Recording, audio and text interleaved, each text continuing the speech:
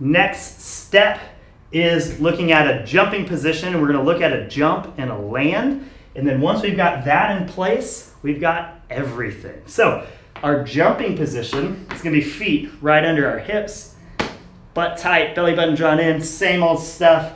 We're going to get our back at about a 45-degree angle. We like to use this position because we see this position show up over and over and over and over again in kettlebell swings, in a clean, in a snatch. We're always using the same jumping position, so same movement patterns. That's what we're going for.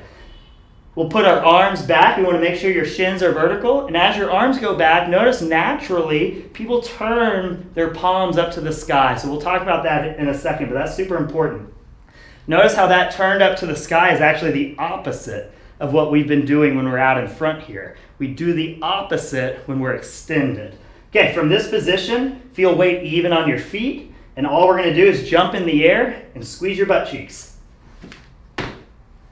Okay, so notice how you landed. What happens the first few times people do this, usually they jump up, they're so focused on squeezing their butt cheeks that they kind of stay and get stuck up there. So we really want to also focus on the landing. Okay, so let's get set up. We're going to jump.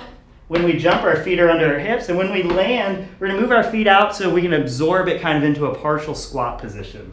So jumping position, let's jump, land, and absorb it. Let's do it a few times. Jump, land, and absorb it. Next one, make sure you squeeze your butt cheeks at the top. Jump, land, and absorb it. Okay, so now we can also look at what does my jump look like. If I go slow motion, I'm driving up. And what position do I hit?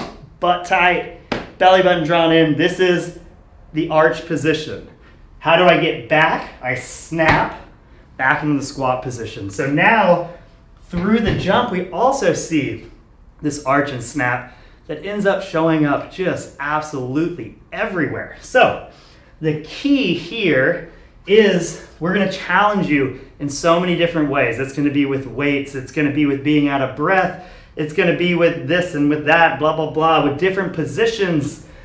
But what you are trying to do at the core of it is the exact same thing over and over and over and over again. We're trying to develop these movement patterns and understand, not just develop our ability to hold and do them when it's called a squat, but our ability to translate it into making everything else we need.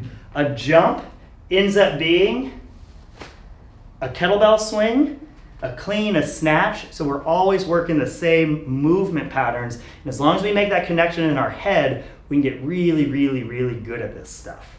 All right, thanks for joining me. Talk to you soon.